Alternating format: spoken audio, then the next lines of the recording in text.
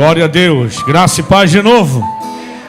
Não senta ainda não. Abra sua Bíblia no último capítulo de Provérbios, livro dos Provérbios, capítulo 31.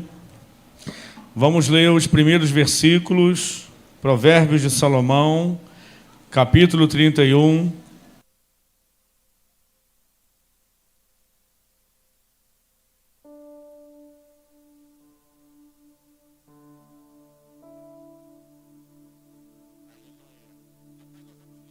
Versículos, mas vamos ler só os primeiros. Os que acharam, digam graças a Deus. Maravilha. Quantas mães eu tenho aqui nessa noite? Levanta a mão. Rapaz, bastante mães. E quantos pais, homens? Amém, graças a Deus. As irmãs não se assustem, não. A palavra que eu trago nessa noite é uma palavra um tanto quanto, primeiramente, direcionada às irmãs, porque o texto vai falar isso. Mas eu vou começar explicando que, claro, que cabe para todos nós pais aqui também. Pais, homens, maridos, esposos, ok? E hoje, como um culto da família, estava o meu coração pendendo para duas palavras, mas uma fala muito para filhos também, e a maioria deles não estão aqui. Estão lá no terraço, no culto da Rede Tim. Um dia eu cerco eles. Mas hoje é pra gente. E então vai apertar um pouquinho para as irmãs, mas não fique com raiva não, porque depois vai sobrar uma rebarba para nós homens aqui também. Amém? Provérbios capítulo 31, versículos 1 e 2. Palavras do rei Lemuel, a profecia que lhe ensinou sua mãe. Como, filho meu, e como, ó filho do meu ventre, e como, ó filho das minhas entranhas. Pode sentar, queridos. A vontade que dá é ler o restante, mas eu vou ler com o caminhar da mensagem. Aleluia.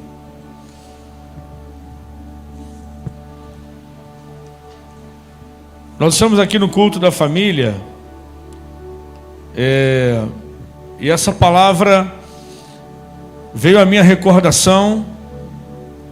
Eu já preguei essa palavra em outra ocasião, em uma igreja, e eu quero compartilhar com vocês, claro que reforçada por alguns fatos novos que surgiram, que vão acontecendo. Nós estamos vivendo dias muito decisivos, né, queridos? Tem coisas que eu separo domingo pela manhã para falar, sabe, queridos? O nosso culto também é transmitido, né? Tá aí, né? Um abraço para todos os irmãos que estão assistindo o culto agora, ao vivo, ou que vão assistir depois. Tem alguém ao vivo aí? Amém. E para aqueles que vão assistir depois, que fica o tempo todo no nosso Facebook, no Facebook da igreja, né? Vinho Novo Church. Mas enfim, tem coisas que irmãos, o coração chega a acelerar com vontade de falar aqui nos cultos de domingo. Mas eu prefiro falar algumas coisas no domingo pela manhã. Por isso que é muito importante você participar dos cultos de ensino, né?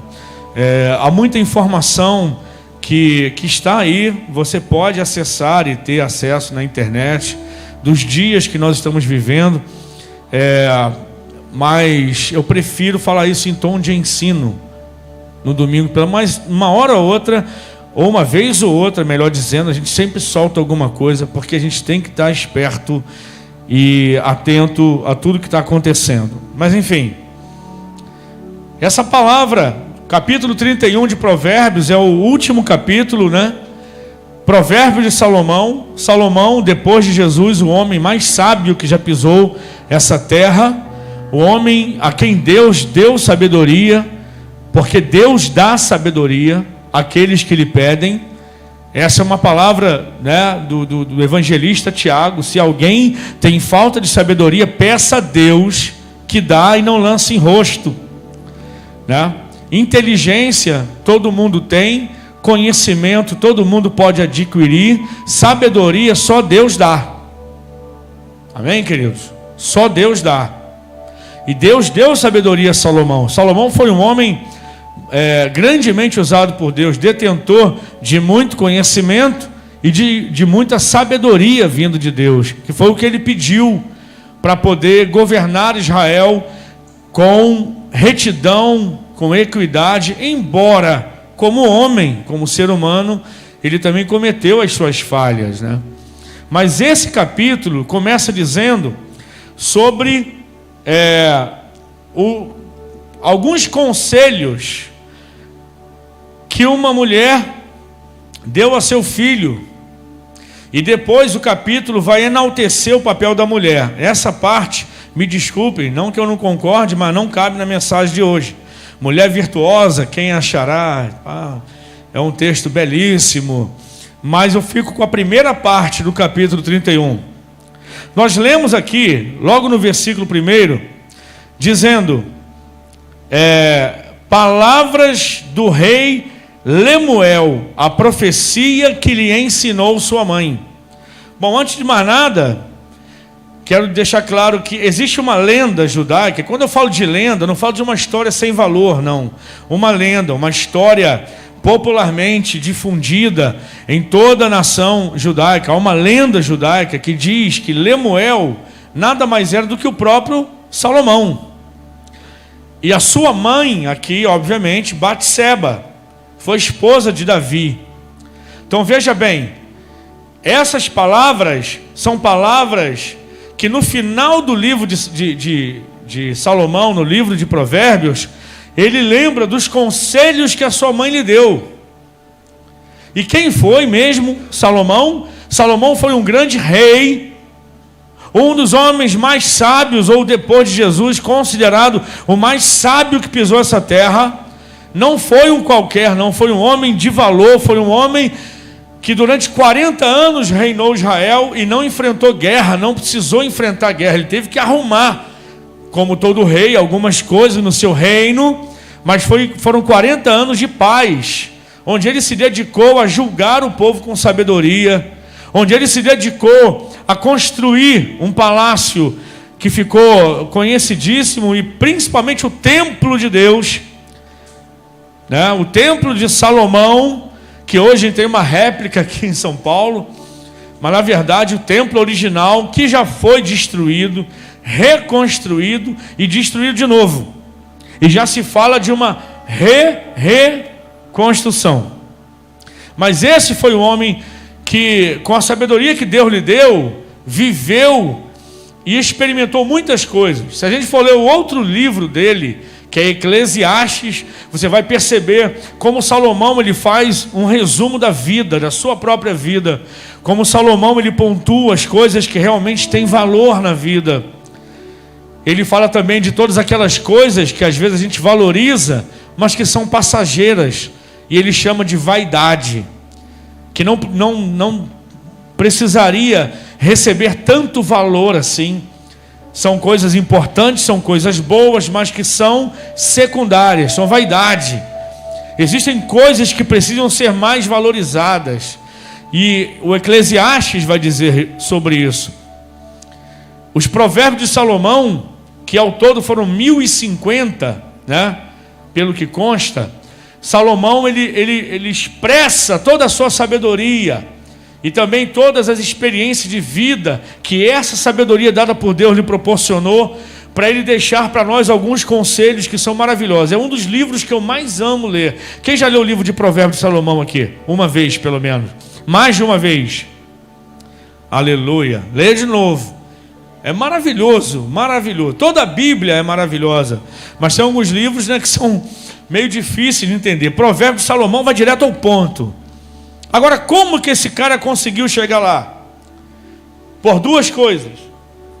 Primeiro, porque ele ora a Deus pedindo sabedoria e Deus concede. E segundo, de acordo com as suas palavras no capítulo 31, porque ele ouviu conselhos de sua mãe. E enquanto ele ouviu os conselhos da sua mãe, ele foi um cara bem sucedido. E todas as vezes que ele errou na sua vida, você volta para os conselhos que a mãe dele lhe deu, foram os momentos em que ele não os praticou. Foram os momentos que ele não ouviu os conselhos da mãe. E aí eu quero falar com você nessa noite. O tema dessa mensagem são 3 conselhos de uma mulher virtuosa. Porque, como eu falei, da metade seguinte, na segunda metade do capítulo 31, a mulher virtuosa aparece com muitas das suas virtudes. Mas no início do capítulo, ela aparece em forma de conselheira. Batseba aconselhando Salomão para ser um homem de valor.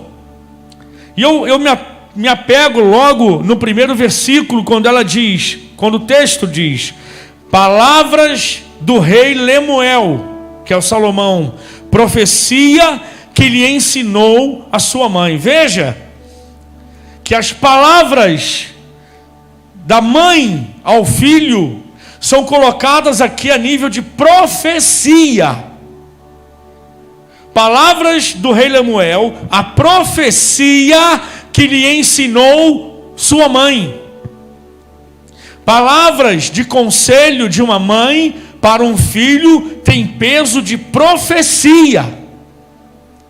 E todas as coisas boas que Salomão conseguiu realizar na sua vida foi porque ele seguiu os conselhos da sua mãe, e isso viraram profecia para a sua vida.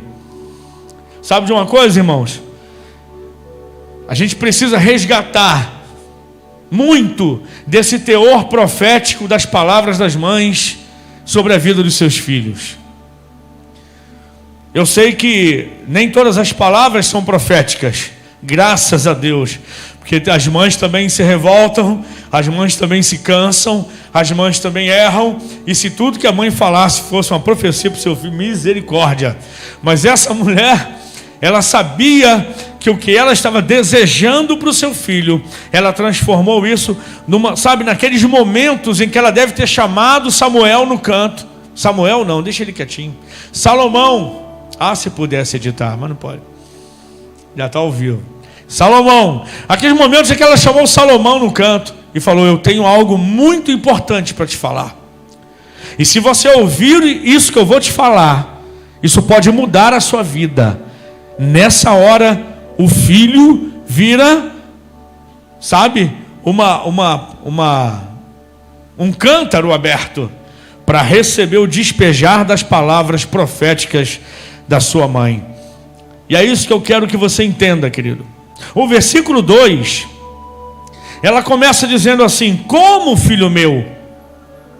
Ela usa 3 expressões, veja bem: como, filho meu? Na segunda pergunta diz: como, filho do meu ventre? Em terceiro lugar ela diz: e como, filho dos meus votos? Ela diz: meu filho, filho do meu ventre, mas antes disso, filho dos meus votos. Normalmente, quando um filho ele é desejado, quando um filho ele é fruto de um voto ao Senhor, normalmente quando o filho é alguém fruto de um relacionamento profundo com Deus, como Ana buscou o Senhor por Samuel, né? Como Maria era uma mulher aprovada por Deus e escolhida foi para gerar no seu ventre o Salvador do mundo, nada mais, nada menos que Jesus. Quando o resultado de um filho é mais do que uma relação amorosa, física, entre um homem e uma mulher, é o resultado de um voto a Deus. E esse garoto foi o resultado de um voto. Ela diz: filho dos meus votos, filho das minhas súplicas. Você sabe que um voto normalmente não é uma promessa feita a Deus, mas é quase isso, para a gente entender. O voto é algo que se apresenta diante de Deus em forma de um desejo acompanhado de uma entrega. Como Ana, por exemplo, está lá explícito no texto, ela dizendo para o Senhor: se o Senhor me abençoar, se o Senhor me der um filho, no tempo determinado eu o trarei para a sua casa. Como com a visita do anjo, os pais de Sansão, né, também falaram com o Senhor em obediência ao próprio o que o Senhor falou, mas eles obedeceram. Esse será o nazireu de Deus, será um homem consagrado ao Senhor, vai ser mais de Deus do que meu. Porque quando a gente recebe de Deus um filho, queridos, eles não deixam de ser de Deus. Mesmo que tenham sido gerados com a nossa participação, isso é só um privilégio. Eles não são nossos, são de Deus. No tempo determinado da vida, eles vão tomar as próprias decisões. No tempo determinado da vida, eles vão escolher os próprios caminhos. Vão escolher esposa, esposo, morar em tal lugar, escolher tal profissão. A vida é deles. A gente está aqui para orientar. O salmista diz: bem-aventurado, um homem, né, que gera muitos filhos é como um guerreiro que enche a sua aljava de flechas. E para que a gente enche? O que um guerreiro fazia? Ele tinha uma aljava que era normalmente carregada nas costas, onde ele colocava todas as flechas. E o salmista, ele compara os filhos como aquelas flechas na aljava de um guerreiro. Ou seja, é para a gente carregar nas costas, né, irmãos? Mas sim, é para carregar, mas não é para a vida toda. Porque o guerreiro carregava as flechas na aljava, mas em determinado momento, para que ele carregava aquela flecha? Ele era um guerreiro. Ele tinha que pegar a flecha que ele carregou nas costas por um bom tempo, colocar a flecha no arco, entesar o arco, apontar para a mira e falar: agora vai, segue o teu rumo. Eu te carreguei, porque quando um guerreiro ele pegava a flecha, muitos guerreiros eles fabricavam a flecha, eles amolavam a ponta da flecha, eles escolhiam a flecha, cuidavam, fabricavam com todo carinho, carregavam na aljava, sabendo que em um determinado momento ele teria que sacar a flecha da aljava. Nós, como pais, carregamos os filhos, é nossa responsabilidade, mas chega um momento da vida que eles não deixam de ser filhos. Claro que não, mas a gente vai ter que, eu te carreguei por um bom tempo, agora você vai ter que alçar o teu voo. Eu vou até te dar um empurrão, eu vou até apontar você para a direção certa, e a minha intenção é que você acerte o alvo. Mas quando o guerreiro solta a flecha, saiu da sua mão. Agora a flecha, ela vai enfrentar a ação do vento, ela vai ter que percorrer o seu trajeto, ela vai ter que acertar o seu alvo ou não. E aí não é mais com o guerreiro, é com a própria flecha. Mas é nossa responsabilidade carregá-los, impulsioná-los, direcioná-los e soltá-los. Eu me lembro de uma história, dizem que é verdade, eu não sei. Uma história em que num domingo pela manhã a mãe vai acordar o filho. É uma família crente, né? Tem crente aqui? Aleluia. Então de repente você se identifica com essa, ou não. E a mãe vai acordar o filho e está lá: filho, vai dar 9 horas, levanta, escola dominical. Ah, mãe, não, estou cansado. Vamos embora, filho, está na hora, rapaz, está quase na hora. Você tem que levantar. Ele falou: mãe, por que eu tenho que levantar? Me dê 2 motivos para eu levantar dessa cama. Falou: tá, primeiro, você tem 40 anos. Segundo, você é o pastor da igreja. Independente dessa história ser real ou não, independente do seu filho ser um pastor de igreja ou não, você não acha que 40 anos é tempo demais para um filho ficar dentro de casa?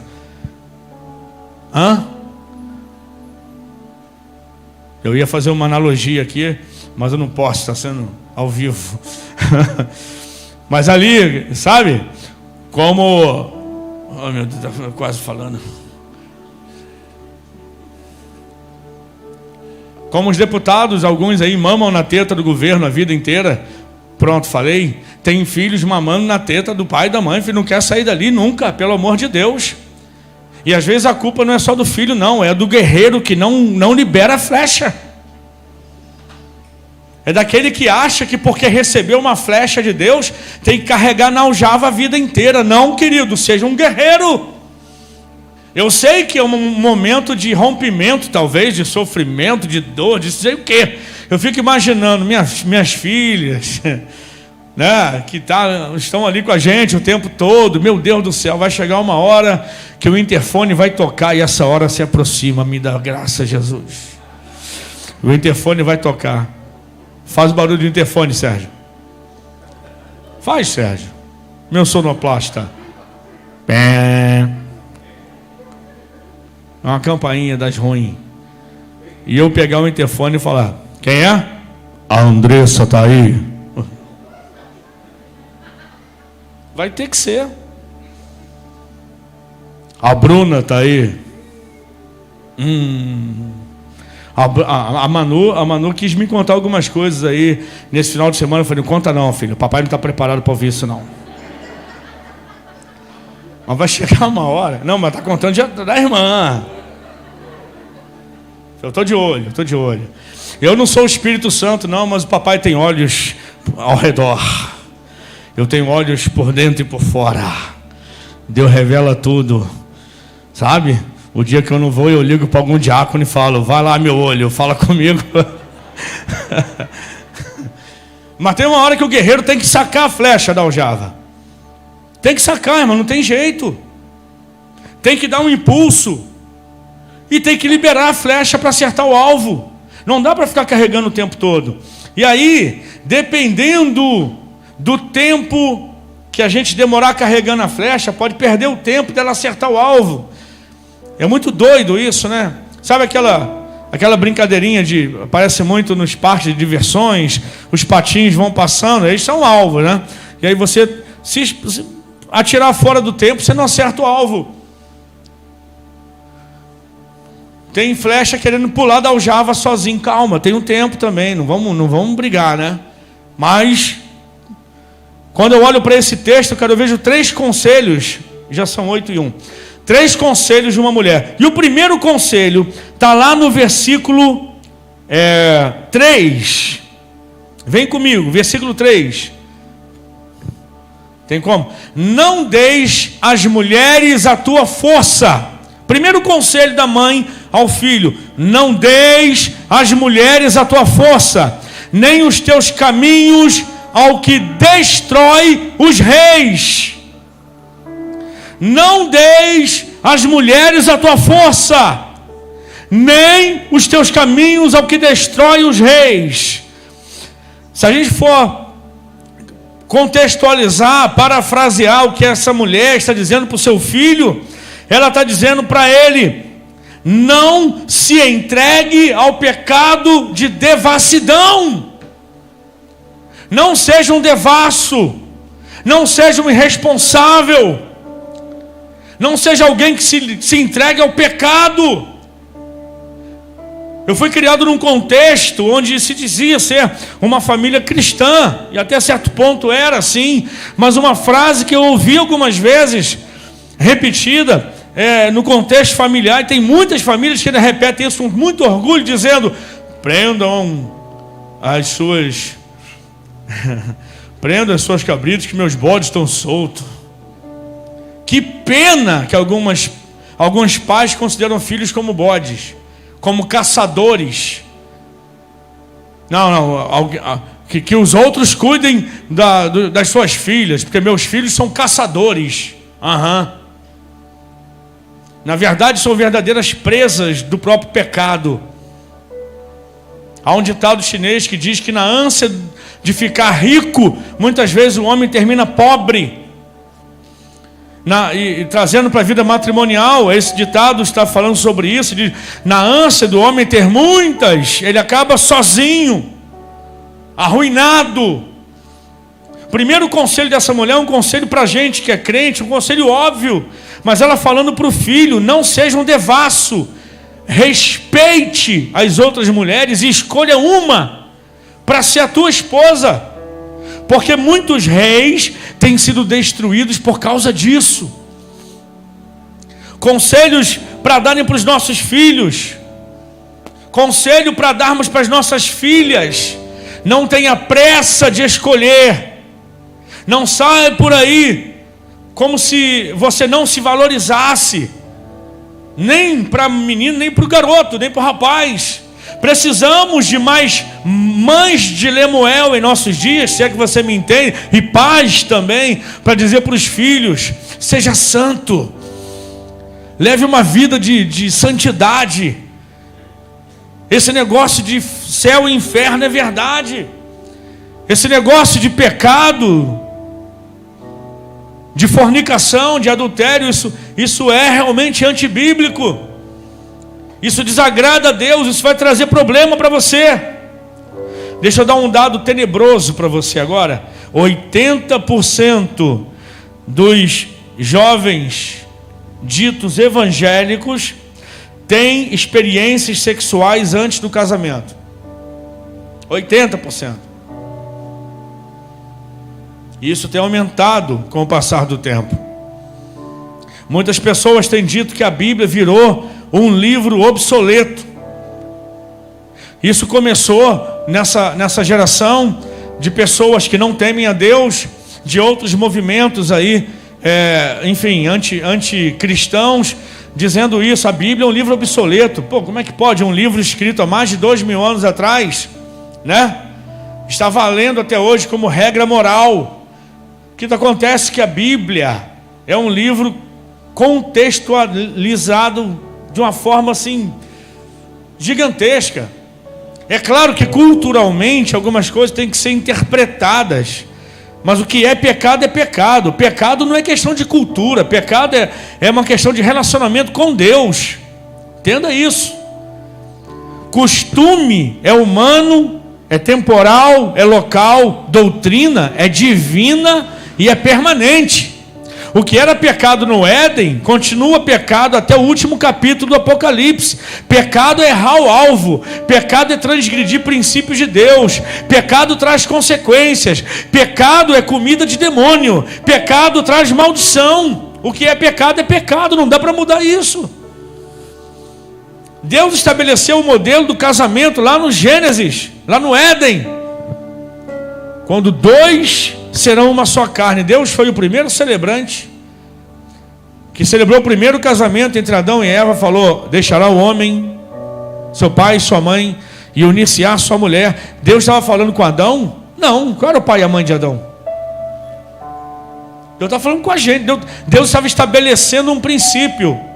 Porque quem diz, não, Deus estava falando com eles. Não, deixará o homem, pai e mãe. Quem era o pai e a mãe de Adão?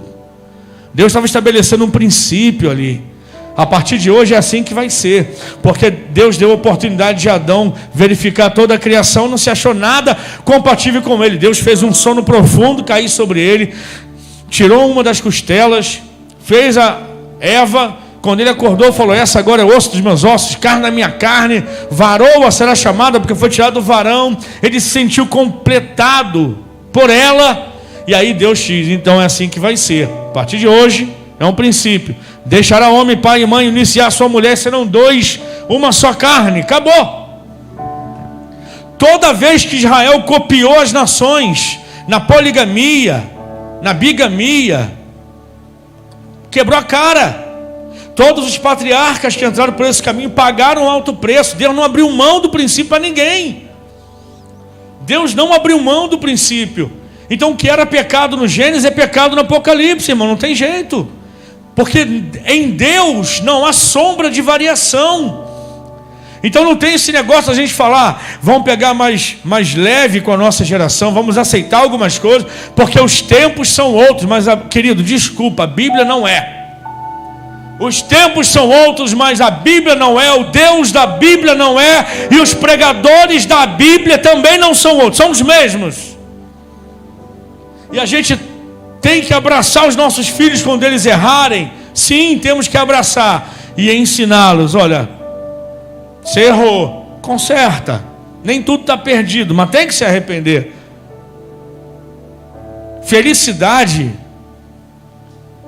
paz perfeita, essas coisas a gente não vai achar nas relações humanas apenas, não, irmãos. Tem que ter Deus no negócio. E para ter Deus na vida, a gente tem que seguir os princípios dele. Isso pode ser caretice, para um monte de crente meia boca da nossa geração. Isso pode ser caretice para um monte de gente lá de fora. Mas para você que crê na palavra de Deus, você sabe que isso é o que vai nos levar à presença de Deus. Posso ouvir um amém? Há uma forte corrente teológica hoje do liberalismo sexual. Verdade.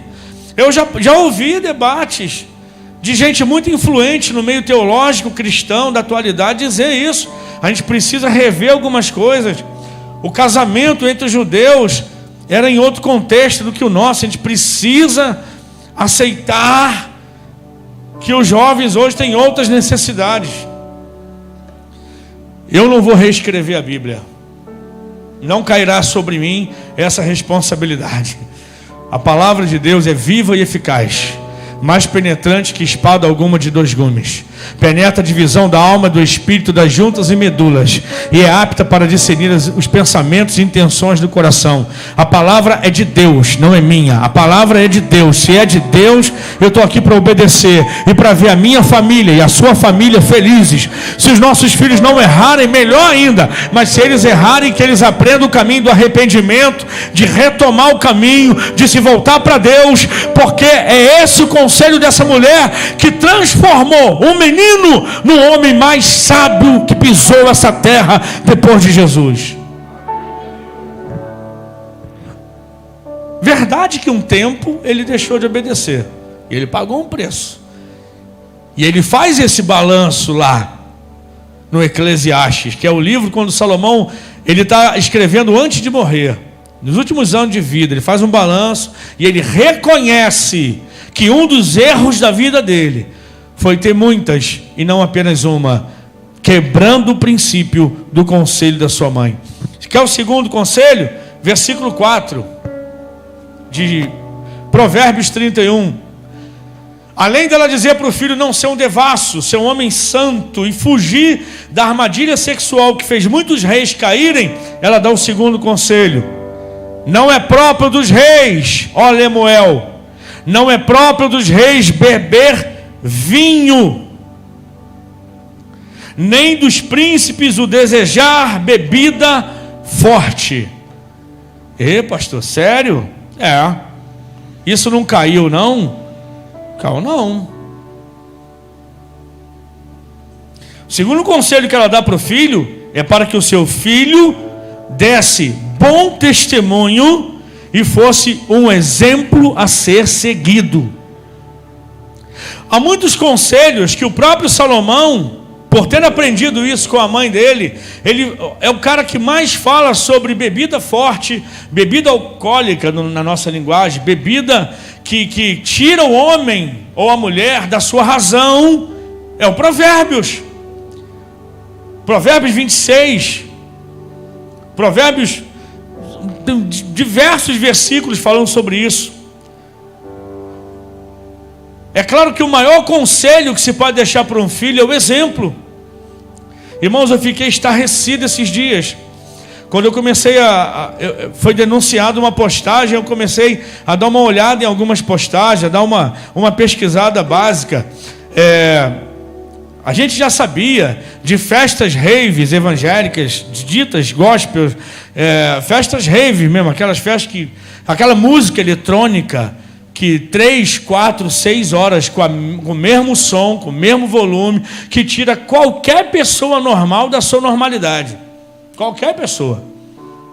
Sabe que a música influencia muito, a música e o som também, né? Não apenas a música, letra, mas E aí as festas raves têm essa característica. E aí festas raves evangélicas, já conhecia. Agora, o que dizer de boates gospel servindo cerveja sem álcool? Pronto, está resolvido. O que vocês acham? Ei, tem jovens aqui. Você aí, Rodrigo, você não deixou de ser jovem. Vou quebrar o seu. Tem jovens aqui. O que você acha? Perfeito, perfeito, irmãos. Pastor, claro. Uma boate frequentada só por gente gospel, com música gospel, onde é servido cerveja sem álcool. Maravilha! Sim, claro. com uma proposta para resolver o problema do crescimento de números de casos de AIDS. Qual é a melhor proposta? Entrega preservativo, pronto. Porque se usar o preservativo, pelo menos por relação sexual, não se contaminarão mais. Resolveu? Enquanto a gente tentar tapar o sol com a peneira e encarar a situação de um ângulo mais irresponsável, enquanto a gente começar a tentar criar paliativos, irmãos, a palavra de domingo passado pela manhã, quem estava aqui, sabe qual foi, né? Fugir. Muitas vezes fugir é a opção mais sábia. Fugir da aparência do mal, fugir da prostituição, sujeitai-vos a Deus, resistir ao diabo e ele fugirá de vós. Você acha que resistir ao diabo é o quê? Tirei a capa, sou o super pastor, sou o super crente, agora eu vou resistir ao diabo. Resistir às tentações, resistir às armadilhas, resistir às propostas, porque o mesmo Paulo fala em Efésios 6 sobre a armadura de Deus, e ele fala para que possais resistir no dia mau, né?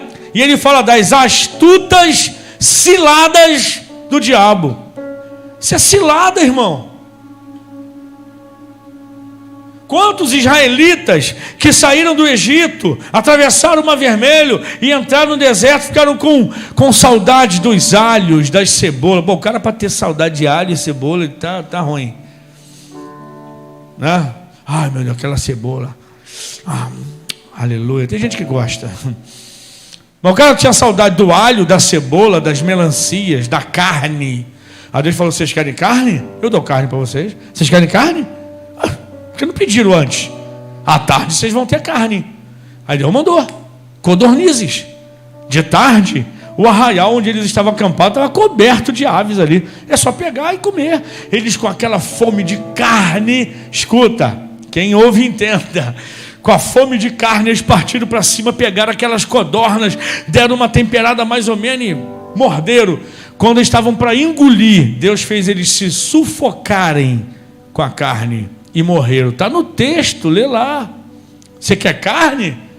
Toma. O problema não era carne, era motivação. O problema era murmuração. E falando de murmuração, eu me lembro de uma coisa que eu nunca mais esqueci. Uma das poucas aulas de hebraico que eu tive na minha vida. Não lembro a palavra, para tu ver que foi pouca mesmo. Mas a palavra em hebraico, a raiz da palavra murmuração em hebraico significa assim, diga comigo: Deus, em seu lugar eu faria melhor. Isso é murmuração. Quando a gente olha para Deus e fala: você está de brincadeira, né? Você me esqueceu. Não, você me esqueceu. Você está abençoando todo mundo, está de brincadeira. Não é possível. Não é possível que foi o Senhor que fez isso comigo.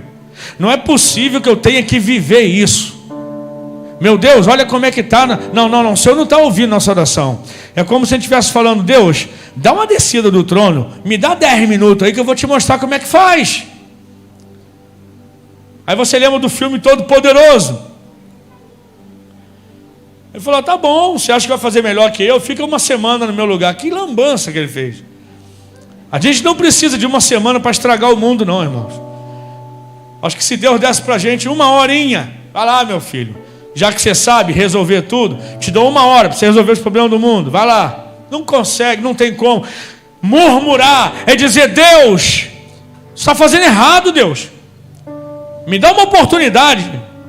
No seu lugar eu faria muito melhor. E aí Deus deu a eles o que eles queriam, e eles morreram com aquilo que eles pediram a Deus. Muitas vezes Deus não te dá aquilo que você pediu, porque se Ele te der, você morre. Se Deus dissesse somente sim, ia ter gente aí, irmão, se matando com um monte de coisa que achava que era bênção, porque pediu a Deus. Não é verdade? Quantas vezes tu já pediu a Deus um carro? Tu não tem habilitação, mas pediu um carro.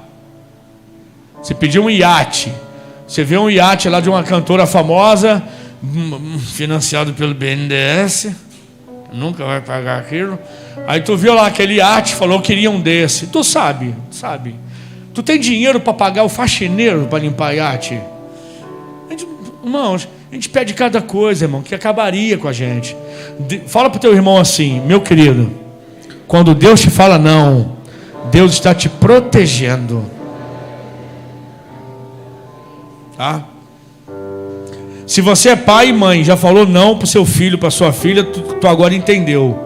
Deus faz a mesma coisa. Quando Deus fala não, Ele não está te odiando. Quando você falou não para o teu filho, você estava cheio de ódio dele? Quando você falou não para a tua filha, você queria o mal dela? Então por que tu acha que quando Deus fala não para você, é porque Ele esqueceu de você, que Ele não te ama mais, que Ele não vai cumprir o que Ele te falou? Quando Deus fala não, é porque a gente não está pronto. Quando Deus fala não, é porque aquilo está nos protegendo. Mas o não é um ponto final. É olha, você tem que melhorar tal coisa, você tem que resolver isso daí. Quando você estiver pronto, aí eu vou te dar. Olha para o seu irmão, por favor, me ajuda a pregar, e diga para ele ou para ela assim: aleluia.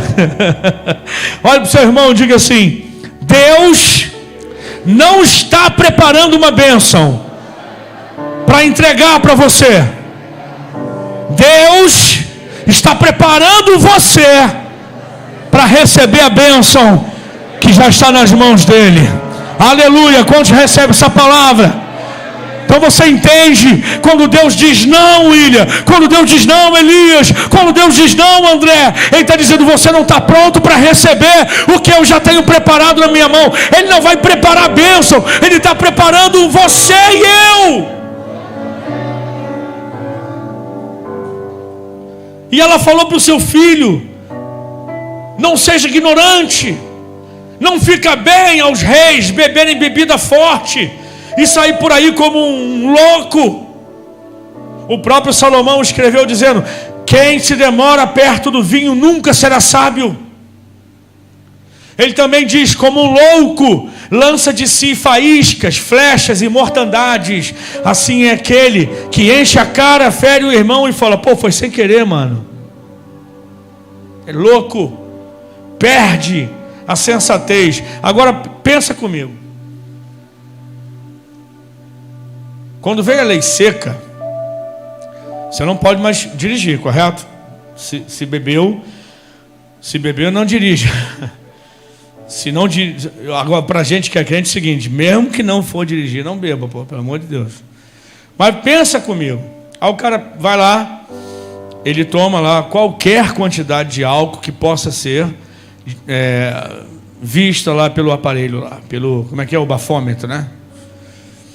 Aí o cara bebeu, saiu daqui, saiu da igreja, saiu do culto, o culto foi uma bênção, foi comer uma pizza lá Dolce Vita, esqueceu de chamar o pastor, foi só com a família dele.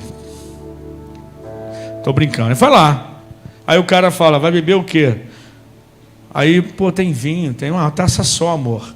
Toma uma taça. Aí o cara é parado na blitz indo para casa. Ele não passa no bafômetro, e aí vai proceder com ele da forma que tem que proceder. Que lindo. O mundo do jeito que está, se o comandante da operação ali não gostar de crente, irmão, tiver uma bronca de crente, vai estampar no jornal da cidade no outro dia: pastor dirigindo bêbado. Você podia até não estar bêbado, mas você estava alcoolizado. A lei seca é uma lei que não é feita por crente. É uma lei que foi feita por causa de toda a irresponsabilidade, imprudência, né, que se comete por aí no volante, pensando que um pouco de álcool... Não, irmão, já foi provado que sim, altera. E fica durante horas na corrente sanguínea. Pelo amor de Deus. Se até a legislação do lado secular já percebeu que isso não pode... Cara, pelo amor de Deus... Aí tudo bem, irmãos, é o posicionamento do seu pastor para você, né? E eu boto a minha cara tapa aqui, porque aí outras pessoas de outras igrejas podem ver essa pregação. Tudo bem que você acha que não tem problema, senta o pé, não tem problema, Faz, continua fazendo. Você acha que é caretice? Continue fazendo. Não tem problema. Mas não vai julgar quem acha que não é. Porque a gente vai estar cometendo o mesmo problema de diferença de opiniões que corre hoje no mundo aí. Entendeu? Mas tudo bem. Só que a Bíblia está dizendo que a mãe desse cara falou para ele: não faça isso. Não faça isso. Não é próprio dos reis, Lemuel. Não é próprio dos reis beber vinho, nem dos príncipes desejar bebida forte. Quer encher a cara? Tudo bem. Você não estará preparado para reinar. Você não estará preparado para ser um príncipe. Você não estará preparado para ser um bom rei.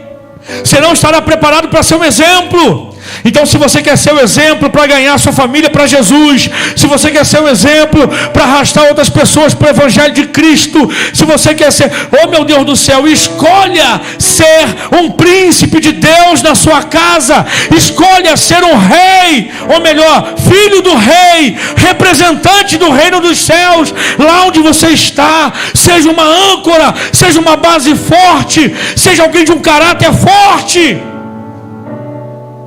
Uma vez um abençoado chegou para mim e falou: pastor, mas Efésios 5,18 diz para não se embriagar.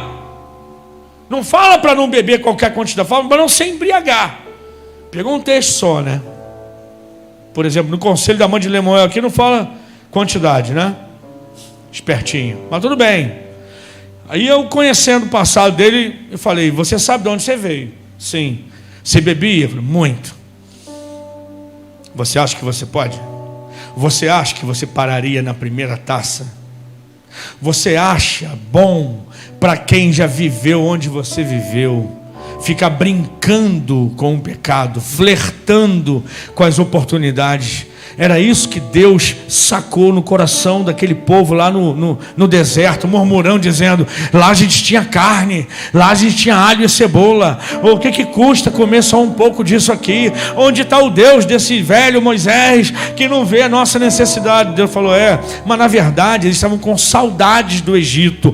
Quando a gente flerta com o pecado, quando a gente brinca, quando a gente diz: eu sou homem suficiente para parar no primeiro trago, eu sou homem suficiente para parar na primeira carreirinha, eu sou homem suficiente para parar no primeiro copo, a gente está dizendo: Deus, o senhor está enganado. Eu sou forte o suficiente para parar a hora que eu quiser. E começa a flertar com o pecado, a gente se esborracha. E a mãe de Lemuel está dizendo: não faça isso. Se tu quer ser um homem de verdade, um rei respeitado e um príncipe nesta nação, escuta o que eu estou te falando. A gente precisa dizer mais para os nossos filhos. Você pode levantar a mão nessa noite e dizer: meu filho não será um devasso, mas um príncipe do Senhor, chamado para reinar. Agora, sobre essa palavra diz: meu filho pode seguir o meu exemplo, porque eu sou um exemplo para a vida do meu filho, para que ele seja um príncipe do Senhor nessa terra. Aleluia. Né? Terceiro conselho e último, está no versículo 8. Por que Salomão escreveu esse último capítulo? Agora já foi. Abre a tua boca a favor do mundo, pela causa de todos os que são designados à destruição.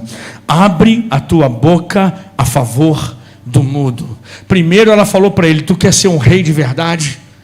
Tu quer ser um príncipe do Senhor na terra? Não seja um homem devasso.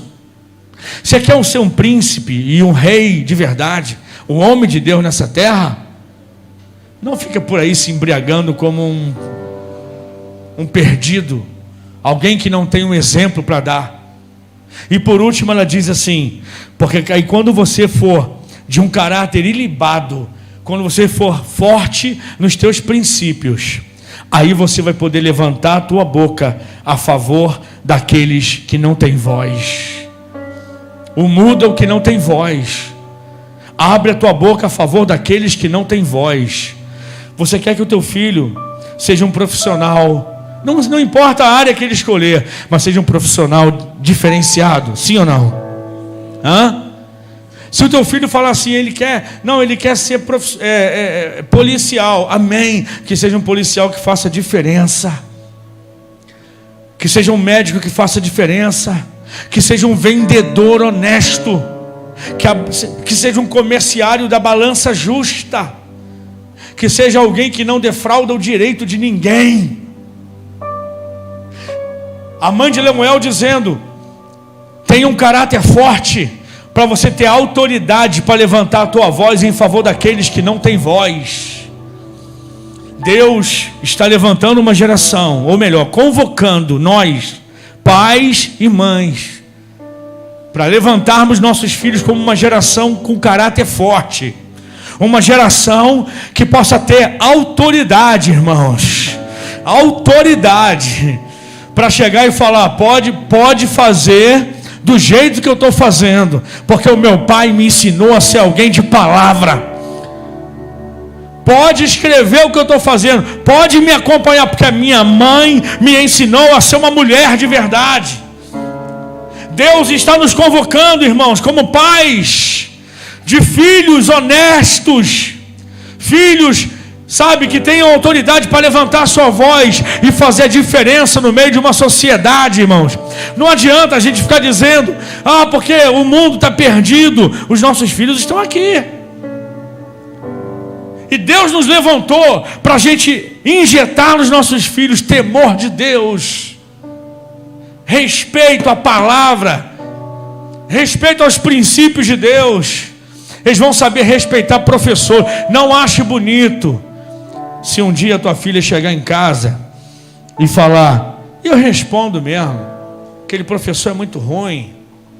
Não ache bonito se o teu filho chegar em casa e falar: oi, meu filho, que coisa vermelha é essa no teu braço? Um garoto mexeu comigo no colégio e eu sentei a mão. Isso aí, macho é macho. Não, querido, não ache bonito uma coisa dessa. A gente não está aqui para forjar covardes. A gente não está aqui para incentivar pessoas de caráter duvidoso. Como igreja e pais, cheios da responsabilidade que temos como homens e mulheres de Deus, nós estamos aqui para gerar filhos que vão ter autoridade para falar, autoridade para andar, autoridade para ser exemplo, autoridade para dizer para essa geração: pode fazer o que eu faço, pode vir após mim, porque eu estou imitando meu pai, e meu pai imitava Jesus, e eu sou o exemplo. Irmãos, que a nossa geração faça a diferença.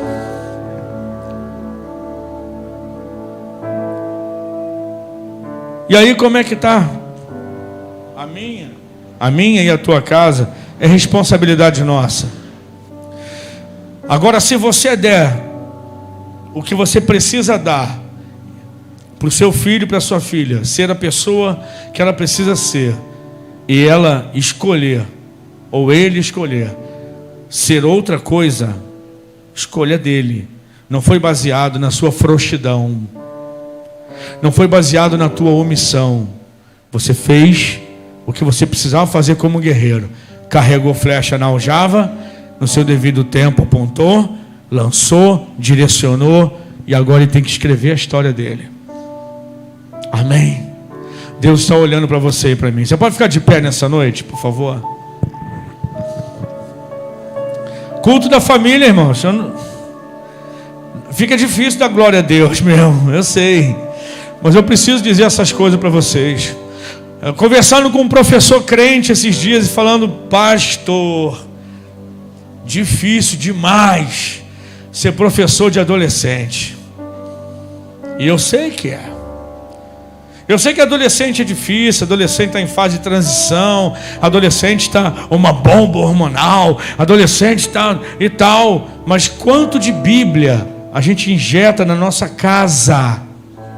Quanto de conselho, quanto de oração, quanto de respeito, quanto de exemplo. Isso cabe a nós. Amém ou não amém? Glória a Deus. Então eu queria fazer uma oração com você nessa noite, pode ser? Você pode fechar os teus olhos, queridos? E eu queria que você... eu tinha algo a dizer aqui, mas eu deixei para outro mês. Eu queria que você orasse comigo agora pelos nossos filhos, meus e teus, e profetizássemos sobre eles. Porque Lemuel, Salomão, está dizendo que Batseba, sua mãe, ela profetizava, o conselho dela era um peso de profecia. Então eu queria que nessa noite eu e você profetizássemos sobre os nossos adolescentes aqui na igreja, sobre os irmãos deles que ainda não são crentes em casa, sobre os outros adolescentes que eles conhecem lá no trabalho, no colégio, amém? Vamos profetizar primeiro sobre nossos filhos, que eles sejam propagadores de um vírus do céu, de um vírus que abençoe, que transforme, que impacte na vida de outros jovens, de outros adolescentes, por causa do quê? Do papel correto que nós estamos fazendo. Levanta a sua mão e diga comigo, ou melhor, faça a tua oração. Eu vou orar daqui. Eu queria que você orasse.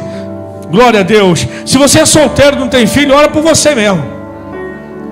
Ora por você, dizendo: meu Deus, que eu siga todas as coisas boas que meu pai me ensinou, que eu nunca esqueça dos conselhos bons da minha mãe ou dos meus avós.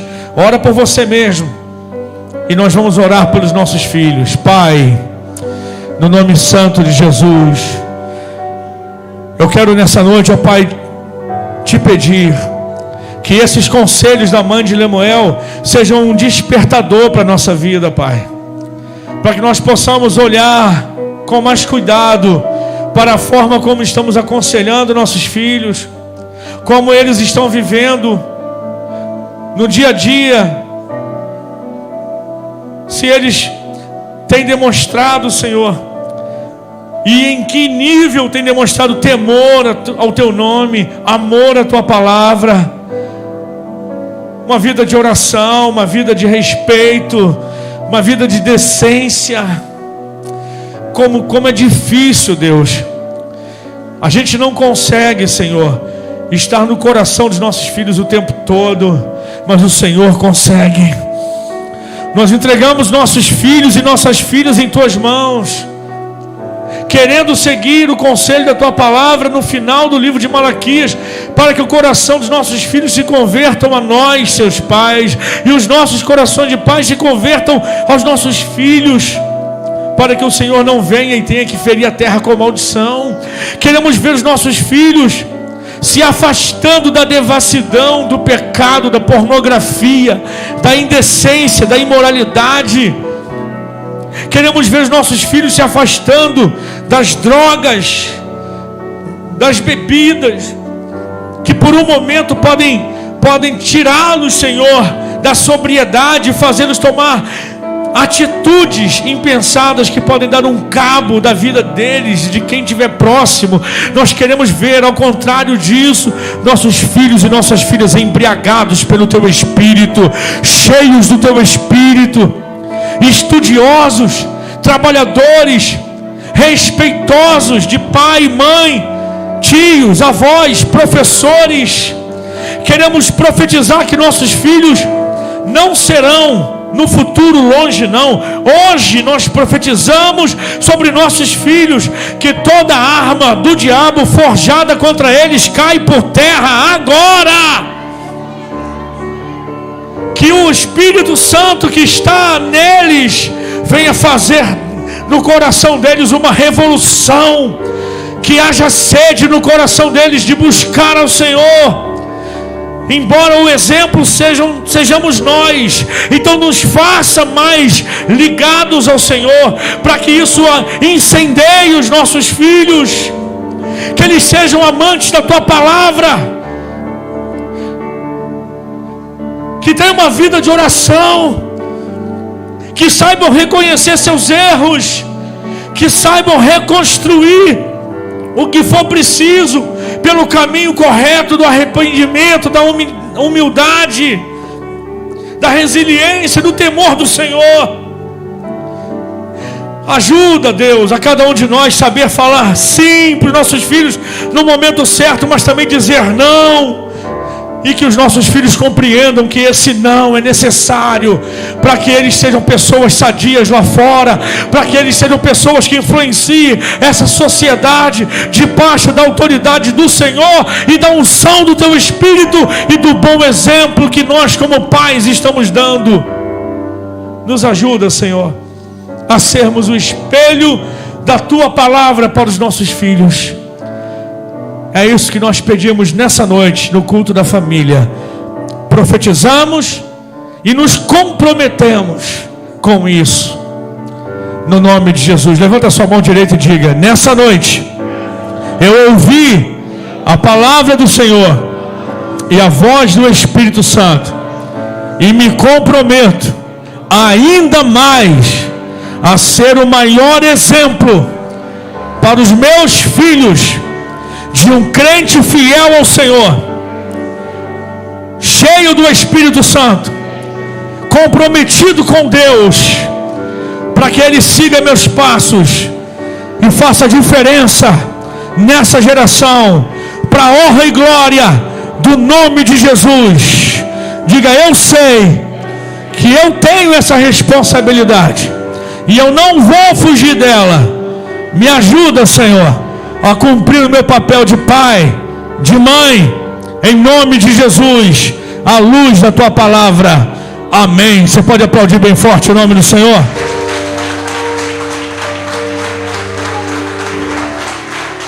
Aplauda mesmo ao Senhor.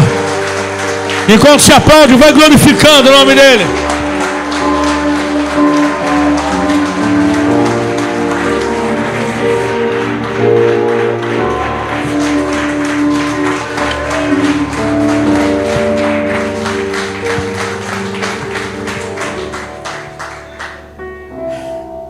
Amém. Deus abençoe você, tua família, teus filhos, tá? Culto da família é a nossa oportunidade de liberar uma palavra assim e de refletirmos. Eu quero terminar até com uma frase antiga. Eu também não sou novinho, né, Cadu?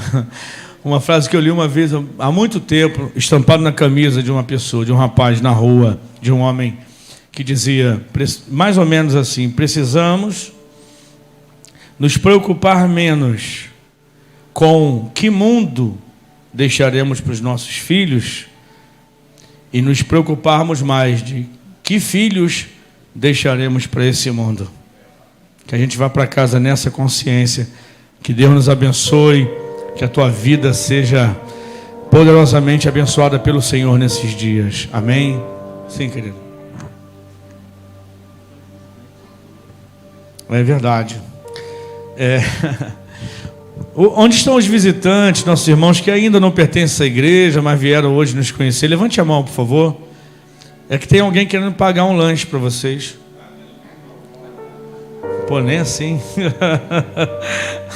Ah, sim. Ó, Fabiana, tá ali, ó, pode pagar. Muito obrigado pela sua presença, tá, querido? Deus abençoe. Irmãos, quarta profética, amanhã tem oração às 20 horas aqui no templo, amém? Acho que amanhã a gente está aqui, glória a Deus. As últimas segundas tem acontecido algumas coisas, mas eu sei que a igreja tem estado aqui orando e amanhã vamos estar juntos, se Deus quiser. Quarta-feira, quarta profética, e a agenda da igreja você já conhece. Domingo pela manhã às 9 horas, culto de ensino da palavra, e vai ser o domingo da comunhão, né? Não é o primeiro domingo? Então, tem um café da manhã, tá? De 9 a 9h30, 9h40. E aí, tem um café da manhã que aquela senhora simpática e loira lá, a irmã Maria José, todo mundo olhou para ver se ela pintou o cabelo mesmo. Pintou, ficou bonito. Então, a irmã Maria José, tem sempre umas irmãs com ela, a irmã Maria Alcina, irmã Márcia, irmã Ana Paula, Suelen, Rosilene, mais algumas irmãs sempre ajudam a preparar uma mesa de café da manhã bacana, com as nossas doações até. Se tiver lá, né, condições de trazer um pãozinho, se traz, um leite, um queijo coalho, uma picanha, coisa leve, pode trazer, vai ser bênção, nosso café da manhã, tá bom? Se tiver dieta, traz 2 maçãs, uma para você, uma para alguém. E o nosso café da comunhão, domingo, 9 horas, e depois o culto de ensino da palavra, e à noite, o nosso culto de Santa Ceia, às 18h30. Beijo no coração, Deus te abençoe. Se preocupa se teu time ganhou ou perdeu, não, eu também não sei. Em casa a gente vai saber. O importante é que você é mais que vencedor. Amém? Que a graça superabundante de nosso Senhor e Salvador Jesus Cristo e a paz de Deus, que excede a todo entendimento, continue guardando os nossos corações na certeza de que o melhor de Deus ainda está por vir. Creia nisso. Deus te abençoe. Uma semana de vitória em nome de Jesus.